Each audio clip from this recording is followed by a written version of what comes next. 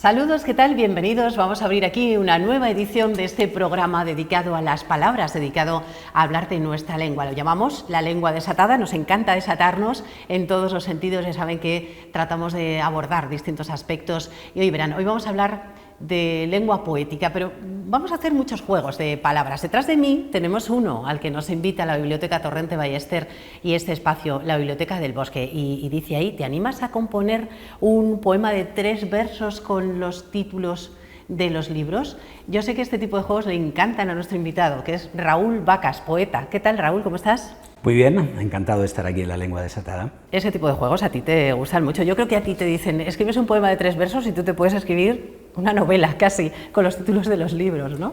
Pues sí, porque yo tengo una relación muy constante con ese aspecto lúdico que hay en el lenguaje y me encanta jugar. Yo creo que para hablarle a los niños y a jóvenes de lenguaje, pues lo lúdico yo creo que es una herramienta maravillosa, y si la unimos al humor, pues ya fantástico. Ya es perfecto. Bueno, Raúl es licenciado en Ciencias de la Información, es diplomado en Educación Social, aúna su amor por la literatura con lo que es la educación y hacer llegar a los jóvenes, a los estudiantes, el mundo de la literatura de una manera un poco desmitificada, que es lo que vamos a hacer aquí hoy. Es escritor, es animador a la lectura y yo he dicho antes, Raúl Vacas, poeta, porque poeta es todo el rato, así que me gusta presentarte así como Raúl Vacas, poeta, porque la poesía está en todas partes. Aquí en esta sala un montón, y vamos a ver si logramos trasladarlo a los espectadores. Nos visitabas en la anterior versión, en la versión de casa a casa. Ahora estamos aquí físicamente, Raúl, y ya lo decíamos entonces, que hay que quitarle un poquito de hierro, ¿no?, a esto de la literatura, sobre todo la poesía, porque hay personas que todavía se ponen ahí una coraza y dicen, uy, poesía, eso no lo entiendo, ¿no? Tú trabajas mucho con eso. Claro, yo creo que la poesía siempre ha estado vinculada a la vida y a nuestra al hecho cotidiano, y tiene mucho que ver con la tradición y con el elemento popular. Y es cierto que aquí en este país nos hemos separado un poco de esa sensación de que la poesía lo permea todo. Y yo creo que tenemos que volver a recuperar la poesía como una herramienta de comunicación en lo personal, en lo familiar, porque yo creo que esa herramienta nos va a ayudar a conocernos a nosotros mismos, a aprender a nombrar nuestras emociones, que es algo que nos cuesta mucho. Y creo que hay que devolver el vínculo y esa conexión entre poesía y vida. Parece que hace unos años se estropeó el router poético y dejó de llegarnos esa señal. Y yo lo noto porque mi madre convivía con la poesía, la estudiaba en el colegio, la recitaba de memoria, sabía de memoria poemas, y es una mujer que no tuvo demasiados estudios, pero la poesía siempre estuvo en casa, sobre todo esa poesía de la mano de Machado, Gabriel y Galán, que nos pone en contacto con lo que somos, y creo que la poesía nos ayuda, es un espejo para aprender quiénes somos y cómo somos.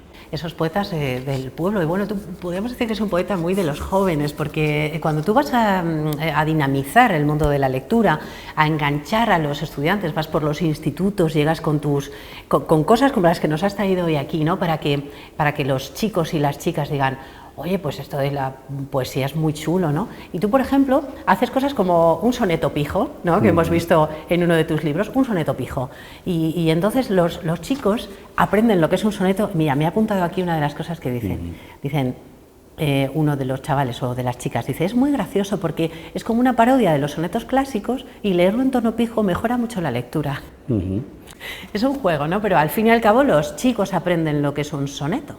Claro, porque muchas veces le mostramos sonetos con unos contenidos bastante lejanos a ellos, y yo creo que si adecuamos el lenguaje a estas estructuras clásicas y les hablamos de cosas que ellos reconocen, pues siempre es mucho más divertido. Y si además existe el componente de juego, que tengan que recomponer el soneto, o que vean detrás un soneto conocido pero que a través de la parodia le hemos llevado a otro lugar, pues resulta muy divertido. A mí me encanta parodiar a Lope de Vega, a Garcilaso, en clave de humor.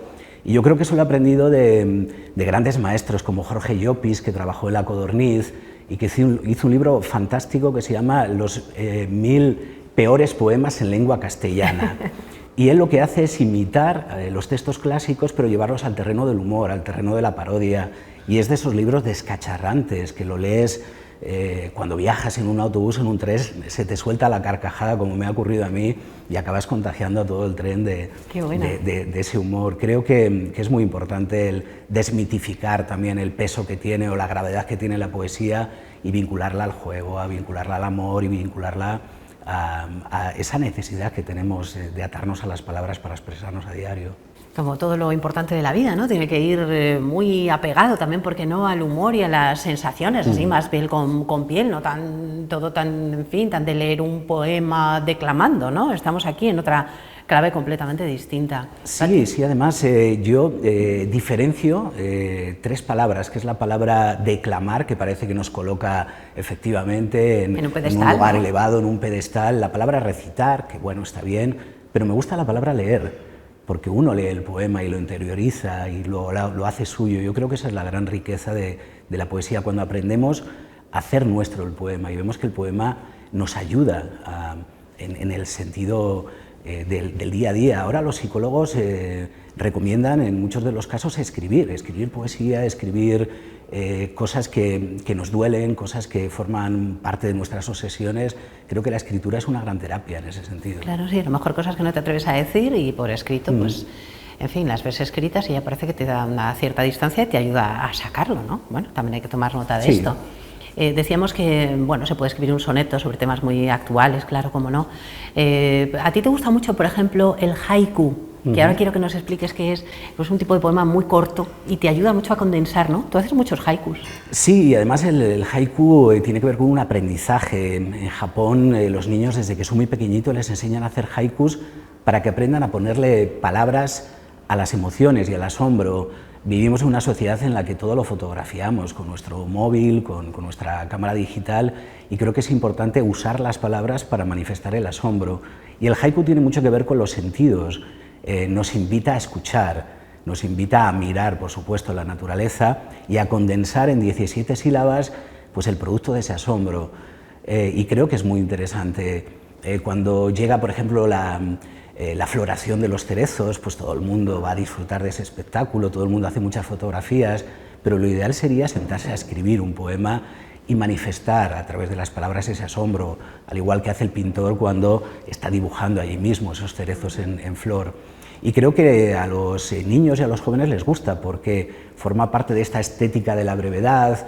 Ellos están acostumbrados a una comunicación muy rápida, muy ágil, son textos breves, que a ellos en muchos casos les cansa leer textos demasiado largos. Claro, porque el haiku, has dicho, son 17 sílabas. Claro, son 3 versos, 17 sílabas, y tiene mucho de reto. Yo suelo llevar un cubo de Rubik. Aquí tengo la versión pequeñita, en la que hay 4 haikus con 3 versos cada uno, y les explico que aquí hay más de 4 haikus, porque si giramos el cubo se van mezclando cada uno de los versos, y el haiku nos invita a trabajar con las palabras. Es como un sudoku, pero en lugar de con números tenemos que aprender a colocar la palabra exacta en el lugar exacto, porque o sea, a través ahí, del por ejemplo, haiku, las palabras tienen que ir todos los amarillos juntos o todos los... ¿Ese es el juego? Yo les hago ver que no necesariamente este tiene que ser el mejor poema en el que coinciden los colores, que a veces el darle vuelta a las ideas y a las palabras y buscar un inicio diferente o un final diferente es lo que hace que el lenguaje sea rico, sea vivo, y es donde nos encontramos también muchas veces la sorpresa. Hay escritores que escriben con todo planificado y hay escritores que escriben pues buscando también ese punto de emoción y de descubrimiento personal. Tú eres más de los segundos, ¿no? Yo creo que sí, eso lo he aprendido de Gonzalo Moure, un gran escritor que habla de la palabra escribir, que a mí me parece fantástica porque es cuando se mezcla la vivencia con la escritura.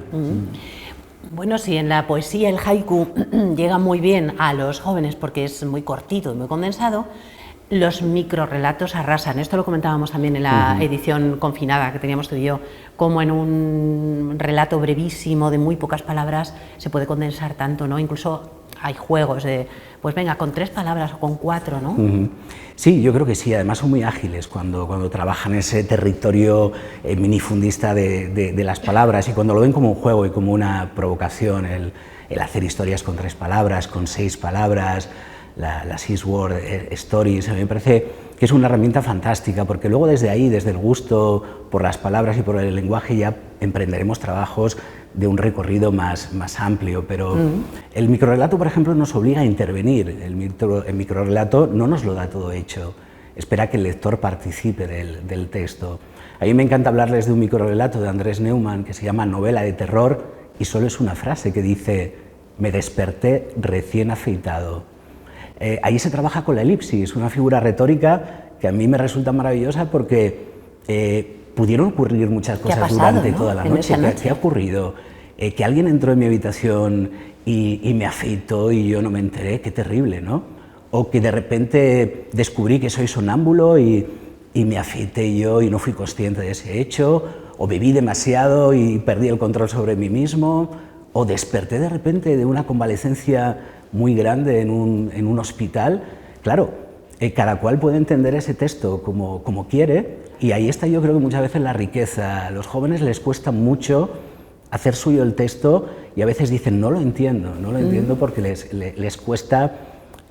A veces piensan que hay una única verdad dentro del texto. Claro, y ahí les obliga a rellenar lo que ha pasado, ¿no? Lo que no está. Sí, y a mí me encanta cuando, por ejemplo, interpretan mis poemas, me dicen, yo no sé si estará bien esta interpretación. Y yo siempre digo, a mí me parece que es muy acertada y muy oportuna, porque precisamente el lenguaje poético permite tener muchas interpretaciones. Claro, pero mira, es interesante todavía eso, que se lo puedan... inseguridad. Claro, pero es interesante que se lo puedan decir al poeta, ¿no? Y que el poeta diga, bueno, pues si tú lo interpretas así, pues qué bien, ¿no? Es una interpretación. Sí.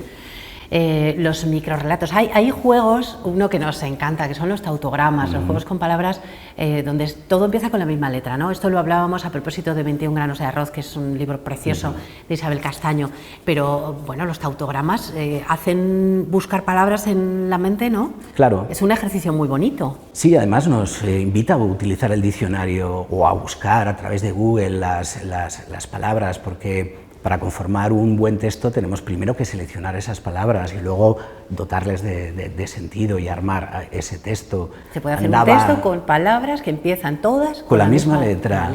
Mi mamá me mima. Todos cuando empezamos a hacer nuestra primera caligrafía y aprender las letras, escribíamos esa frase que es un tautograma. Y creo que cuando les descubres a los niños y a los jóvenes esa posibilidad de que en sus manos pueda estar el texto a través del juego, pues se llevan una gran sorpresa, y no solo ellos, sino que a veces sus profesores ven que hay mucha creatividad, pero creo que le tenemos que tender buenos cebos y poner buenos ejemplos y invitarles sobre todo a que la literatura sea algo vivencial y no algo frío que se analiza como quien analiza algo hermético y no. Pues hay muchos ejemplos de juegos con las palabras que tú haces, por ejemplo, en tu libro Niños Raros. Hay juegos con sílabas y juegos con letras, ¿no? Con el mismo sonido, con las mismas vocales. Cuéntanos algunos. Claro, pues por ejemplo los poemas con eco. De la sabana la grandiosa diosa es un verso en el que se repiten pues las últimas sílabas o una serie de letras, y nos invita a buscar palabras que lleven dentro otra palabra para confeccionar un poema, o poemas que combinan palabras con números. Hay un montón de palabras que llevan dentro un número. La palabra lapicero lleva el número 0, la palabra estrés lleva el número 3. Bueno, pues mezclar palabras o letras con números resulta muy divertido, y además que parece que hermana e iguala a las letras y los números, que sigue existiendo esa división radical entre ciencias y letras que a mí me resulta terrible. Yo creo que la curiosidad, como la poesía, lo domina todo y afecta a todo, y por ahí deberíamos de transmitir ese mensaje. Te gusta también jugar a descolocar letras, ¿no? Te dices, un poema puede ser me parece genial. Fíjate, si me gusta jugar, que en una ocasión un niño, durante una sesión, me llegó a decir, ¿pero tú has escrito alguna vez un poema normal? Él entendía por normal un poema con todas las palabras en su sitio, sujeto, verbo, predicado. Y claro, yo les invito a jugar, yo descoloco las palabras en un texto para que tengan que darle sentido. Pues de la misma manera que si escuchamos una canción y queremos traducir la letra, nos tenemos que esforzar, yo les invito a que se esfuercen, porque el poema no está hecho para los cobardes, como decía Antonio Gamoneda. Hay que esforzarse, hay que dotar de sentido a las palabras. Y como quien recompone un puzzle, yo muchas veces les invito a recomponer las letras y a que encuentren el poema. Para que tenga sentido, ¿no? Claro, y el que no hace ese trabajo, pues se queda sin la sorpresa o el regalo del poema. Claro. Has hablado antes, Raúl, de la elipsis. Las figuras retóricas tienen unos nombres, bueno, me he apuntado algunas, así para que no se me olvidaran, nombres raros que dices, bueno, esto parece que te va a dar algo, ¿no? Te va a dar algo malo, porque sinécdoque. tengo una anáfora fatal, ¿no? Hiperbatón, prosopopeya, ¿no? Por citar algunas. Sí. Cuando los chicos se acercan a las figuras retóricas, cuando nos acercábamos de niños a ellas, era como, había que aprenderse qué significa, qué es, una metonimia, una metáfora, una anáfora. Bueno, hay que jugar con esto, ¿no? Si no, esto no se queda en la cabeza. Claro. La palabra pleonasmo asusta, parece que es un diagnóstico médico de algo terrible. Yo recuerdo que cuando estudié periodismo había un libro de obligada lectura que era el Fundamentos de Retórica de Kurt Spange y para mí eso fue terrible, el tener que aprender de memoria algo que solo se aprende sobre la práctica. Y creo que se puede presentar las figuras retóricas de otro modo. De hecho, hay un libro, no recuerdo ahora el autor, que analiza las figuras retóricas en el rap. Y bueno, pues una forma de llegar a los jóvenes diciéndoles este ejemplo con esta figura literaria lo utilizó un rapero o una rapera. Y creo que también se les puede proponer como juego. Yo hice un soneto con un montón de nombres de figuras literarias donde incluí 2 palabras inventadas, 2 figuras que no existen. Entonces les invito a localizar... ¿Te acuerdas de los nombres de las palabras inventadas ahora mismo, no? Pues una era ostrón y otra palabra no recuerdo. Claro, es que eso te lo puedes creer, tú te lo puedes creer perfectamente, claro, ¿no? Sí, y resulta muy complicado, tienes que ir una por una analizándolas para detectar esas 2 que son las erróneas y se convierte en un juego también de exploración a través del lenguaje. Bueno, a mí me gustan mucho todas las figuras retóricas que tienen que ver con la sonoridad, ¿no? Con la repetición de sonidos. El calambur, por ejemplo, que lo tenemos muy presente. A ver, un ejemplo. En el día a día y sobre todo en los refranes. Oro parece, plátano es. Entendemos ahí que está la palabra plátano. Hay además ejemplos literarios fantásticos. En la tercera égloga de Garcilaso comienza diciendo el dulce lamentar de 2 pastores. Pero eso lo podríamos leer de otro modo o escuchar o entender de otro modo. El dulce lamentar de 2 pastores. Y hay un ejemplo muy conocido, una apuesta que hizo Quevedo con sus amigos que ante ella iba a ser capaz de llamarla coja a su majestad. ¿Y qué hizo? Pues se sirvió del ingenio. Eligió un clavel blanco, una rosa roja, fue a palacio y cuando llegó a su majestad le dijo entre el clavel y la rosa, su majestad es coja. Bueno, fue una manera muy elegante de utilizar una figura retórica para un propósito. Y en épocas donde existió la censura se utilizaban mucho las figuras retóricas para enmascarar precisamente en el lenguaje esa denuncia o esa crítica, con lo cual yo creo que es importante conocer todo ese territorio. Qué ingenio, ¿no? Había que derrochar para evitar que hubiese una censura sobre lo que se estaba diciendo. Bueno, a veces hemos hablado aquí del lenguaje político. Y bueno, cuánto nos gustaría que a veces los políticos fueran un poquito más ingeniosos y tirasen más de retórica de la buena que la que utilizan habitualmente.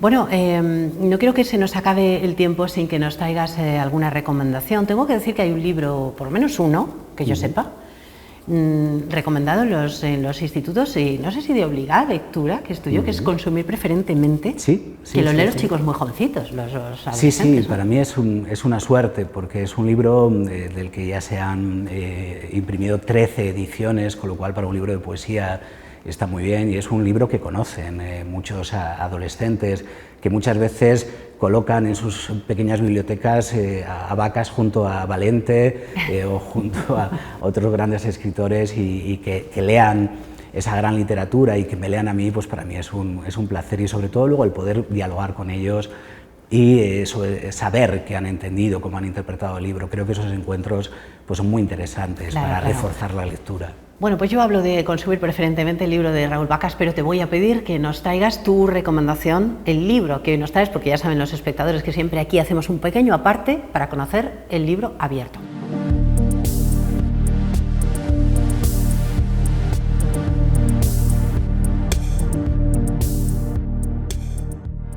¿Y el libro abierto de Raúl es? Pues es este libro que se llama Palabras, es un libro de Jesús Marchamalo, un gran comunicador, gran periodista, trabajado en la radio, la televisión, ilustrado por Mo Gutiérrez y publicado en Calandraca, y es un libro delicioso que nos habla de la musicalidad de las palabras, de la textura de las palabras, de cómo son las palabras médicas, de cómo son palabras que pertenecen a otros campos semánticos, como la metalurgia. Y luego hay ejemplos muy bonitos de qué palabras gustaban o detestaban algunos escritores.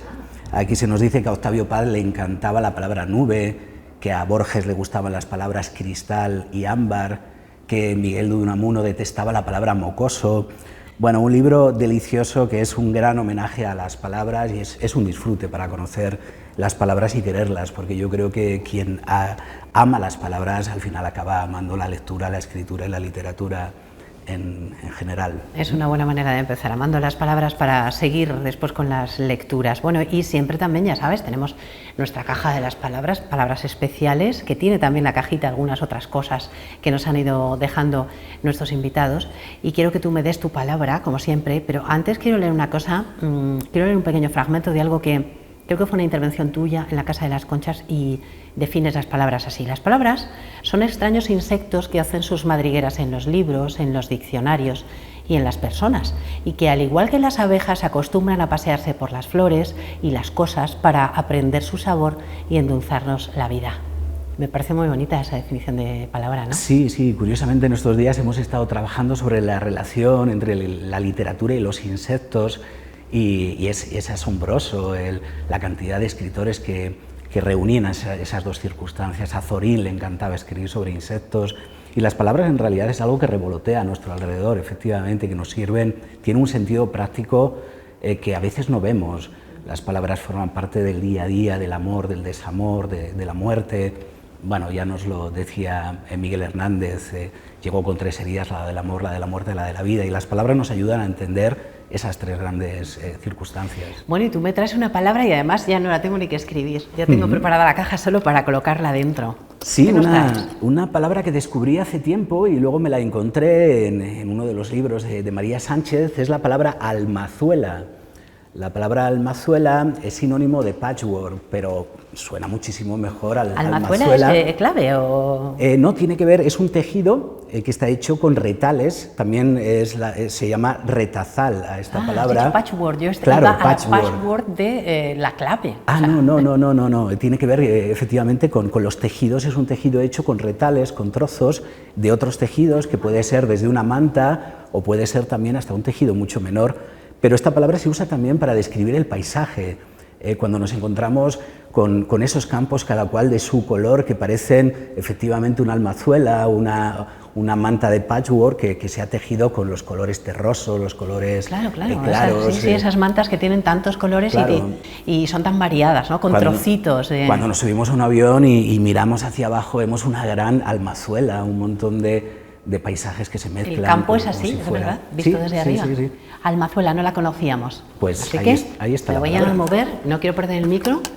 Almazuela, y aquí viene definida en el marco de la artesanía textil en España. Almazuela o retazal es la pieza tejida uniendo fragmentos de otras telas, es sinónimo de patchwork. Aquí dejamos la palabra de Raúl Vacas, que es nuestro poeta, que ha venido hoy al programa para hablarnos del amor por la escritura y el amor por la lectura y cómo se puede ir despertando gracias a las palabras. Raúl, ha sido un placer tenerte aquí, gracias por venir a desatar la lengua, que sigas trabajando tan bien con los jóvenes y, bueno, metiéndoles las ganas de leer más, que eso siempre es algo muy necesario. Gracias, Raúl. Un gusto. Y nosotros nos vamos. Hasta aquí este tiempo de palabras en la lengua desatada. Volvemos el próximo viernes con más ideas, con más propuestas, con más lecturas y más palabras, sobre todo. Hasta entonces, adiós.